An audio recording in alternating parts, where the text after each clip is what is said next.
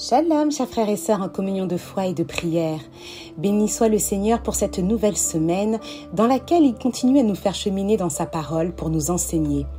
Nous sommes donc aujourd'hui le lundi 20 novembre et je lis de la part du Seigneur l'Évangile selon saint Luc, chapitre 18, versets 35 à 43.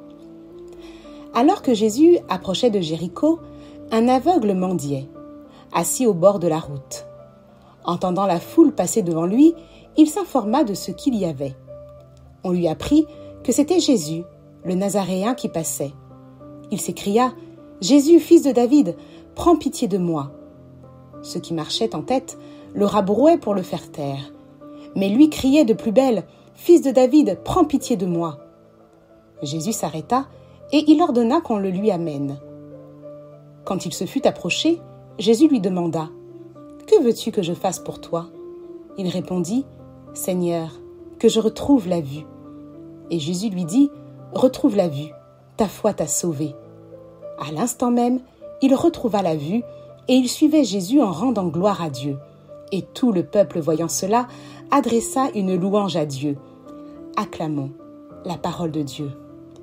Mon frère, ma sœur, cette parole aujourd'hui, elle nous fortifie, elle te fortifie dans ce que tu vis, peut-être depuis des années, peut-être depuis peu de temps, mais cela te rend presque fou, immobile, tellement la situation est difficile et douloureuse. Comme cet homme qui est aveugle, il ne voit rien, il ne peut que mendier, il ne peut plus travailler, il ne peut rien faire. Cet état l'immobilise dans sa vie, le handicap.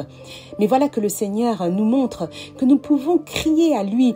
Voilà que cet homme à qui on disait de se taire, à qui on disait d'arrêter de crier, il faisait du bruit, il dérangeait puisque voilà, il montrait sa situation au monde, il montrait qu'il était aveugle et parfois ça peut nous déranger de voir la situation handicapante des autres. On se sent peut-être inutile, on ne sait peut-être pas quoi faire pour l'aider ou des fois on a peur de l'aider justement et que ça dérange notre vie. Mais lui a continué à crier et même plus fort pour demander au Seigneur de le sauver parce qu'il sait que Jésus est sa solution. Il a entendu parler de lui. Il est aveugle mais il n'est pas sourd. Il a entendu ce que Jésus a fait. Il a entendu les miracles accomplis par ce Seigneur, par le Sauveur. Et donc il crie. C'est une opportunité, voilà, que Jésus passe à côté de lui. Alors aujourd'hui, ce que je veux te dire, c'est que voilà, Jésus, il est là. Il est prêt à entendre ton cri et il ne reste pas insensible. Ne te décourage pas. Cet homme, on ne dit pas quel âge il a, mais il est dans cette situation depuis longtemps, peut-être même depuis sa naissance. Alors continue de crier à Jésus parce qu'il est la seule solution. Et il te dit aussi, voilà, que ta foi peut te sauver. Ta foi t'a sauvé. Donc crie à Dieu, crie à Jésus.